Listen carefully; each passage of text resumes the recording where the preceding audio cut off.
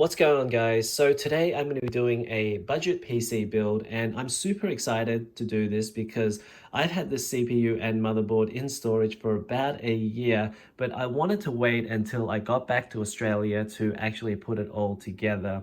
So we'll be doing that in this video. First, I want to talk about some of the parts that I purchased for this PC, and then we'll do a time lapse of the build, and then finally we'll do some testing of this PC on some games. Okay, if you like this video, make sure to hit that like button, also to subscribe to the channel for more of my videos.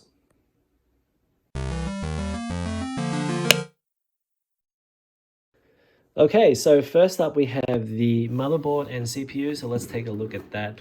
I got a B460 Aorus Pro AC, and I only picked this motherboard up because it was on special. It was $150, and I figured, well, on a budget PC, I didn't want to get the Z490 because it would be a lot more expensive. It could have been like $200 to $250. I thought it wasn't worth the cost for me to jump up for that memory overclocking feature that you get on the Z490 motherboards. And so that's why I went with a B460 motherboard. And I've also got an Intel 10400F, an i5-10400F, I should say. And that is a 6-core, 12-thread CPU. It clocks a little bit slower than the 10600, but for my budget PC needs, I decided that was all I needed. But going back to the motherboard, there's a few interesting features on this. Well, firstly, you get two NVMe slots, which is really nice. You get quite a lot of PCIe lanes there. So that's what's nice about this motherboard. Of course, the only thing is that you can't overclock the memory to 3200 or 3600. It's only limited to 2666 megahertz, which is why I only ended up picking up two of these 8GB DDR4 266 memory, because if I put in 3200 or 3600, it wouldn't work on this B460 motherboard anyway. It would just be limited to 666. Okay, so that's the RAM there. I got 16 gigabytes of RAM for my budget PC. I've got a 500 gigabyte NVMe M2 solid state drive. And the SATA SSDs are a little bit slower, and they're only about $5 cheaper than, I think this was about $50 for this NVMe solid state drive. So I didn't want to get too much more. I can always add in more storage later on. So to start off with, I just got 500 gigabytes. It's just the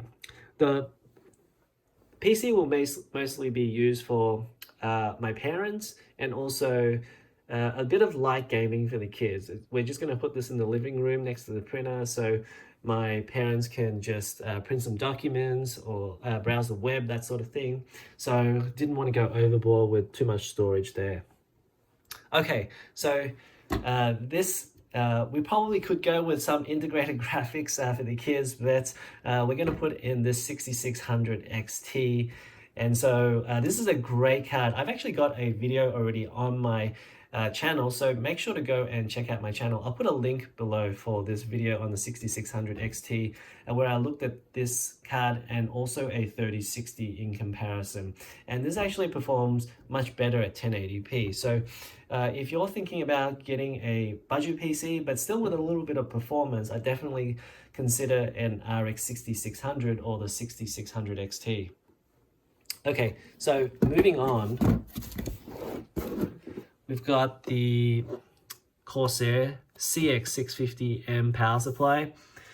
Now, I got 650 watts because I may consider putting a 6700 XT later.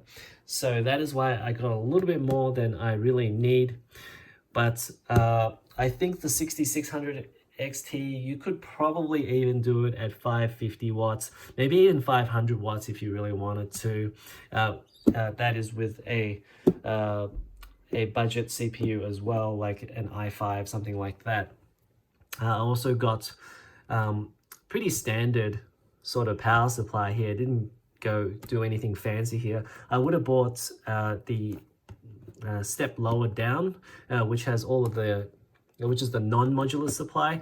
I got the semi-modular because the PC shop was actually selling the semi-modular at exactly the same price as the non-modular one. So I said, hey, let's just get the semi-modular one. It's going to look better in the case. Speaking of, I got the Silverstone Fara, I think it's called the B1. And I wanted to get a white case, and I also wanted to do a budget build, which is a little bit tricky because there aren't so many budget white cases these days. But I really like this case. This is my first white case, and so I thought it was time for me to do something slightly different.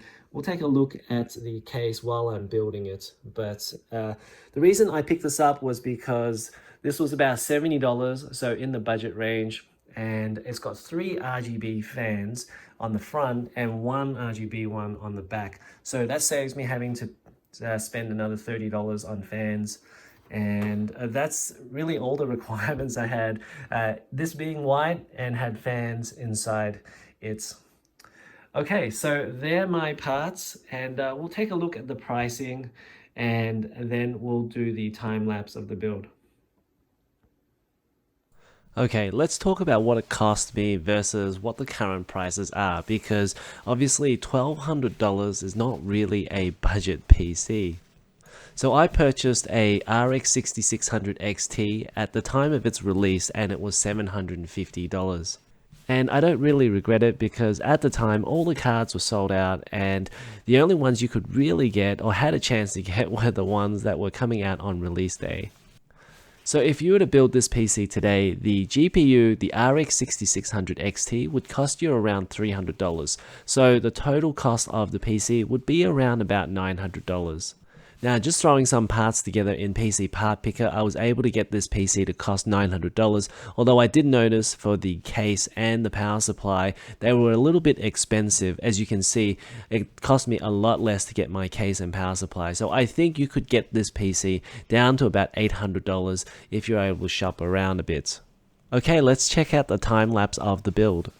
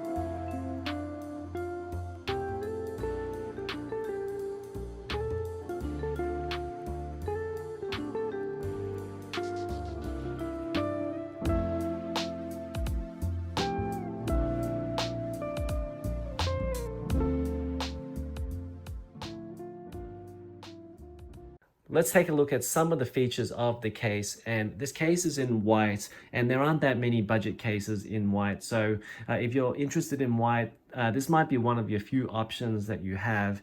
And you've got 3 USB ports on the front, which is really good. Normally on the budget cases, sometimes you get even 1 USB port, and mostly you get 2 USB ports. There's a headphone jack at the front. I'm not sure exactly what this button does, but it might be the mode switch for the LED, so we'll have to test that out. And we have a power switch as well. There are 3 RGB fans on this, and that is pretty amazing for a $70 case. And there is also an RGB on the back, so 4 RGB fans in total, all plain white on the other side. You have a mesh, which is really cool, something that you don't often see in budget cases. And on the back here, you've got the one RGB fan. This is my motherboard right here, and the graphics card, which fits quite nicely. This was a bit weird. I don't know why they included that, but usually you wouldn't even bother with something like that. It's a little bit pointless. But I guess it was a little bit wider than they figured, so they decided to add that in. And that is my power supply. Now, one problem that I had with this motherboard, I don't think I can show you here without taking it all apart again, is that it was ridiculously hard to get my fingers in there to put the cables in for the power supply. I don't even think a kid can do it. I had to slide it in and contort my hand in a very weird way to get a couple of those power supply cables in. But in the end, after about 10 minutes or so, I was able to do that. There's also a hard drive cage, which you can take out there. It sports, it fits one 3.5-inch hard drive if you want to. Though, yeah, I do believe that you can take that out if you wanted to.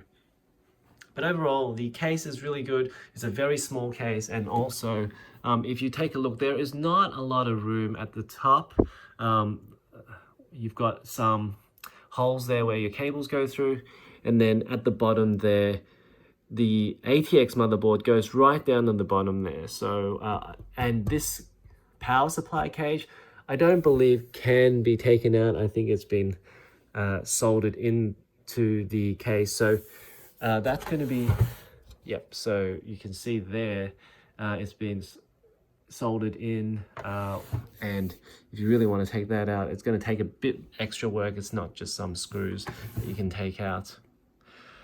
Okay, so let's turn it on and see how it goes.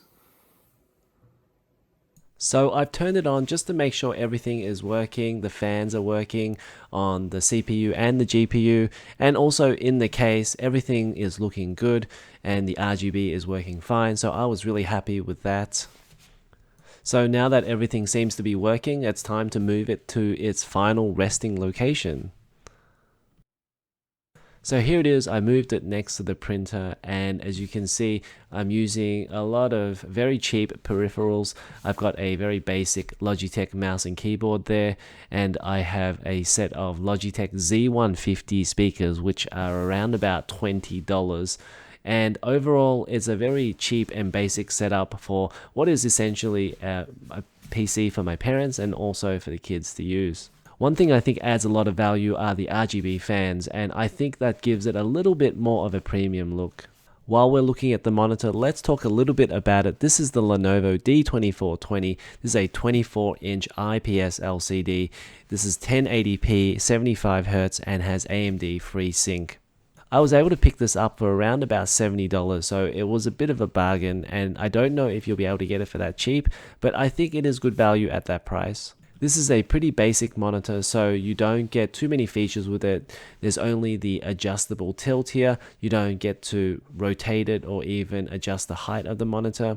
One thing I was a little bit disappointed with, there's only two input ports, an HDMI and a VGA. I would have liked a display port or a second HDMI, so then I could connect a console to it. It's also a fairly thin display as well, though not the thinnest. There is a bit jutting out at the back there, but I don't think that would be an issue if you wanted to mount it onto the wall. In terms of colors, it's fairly average.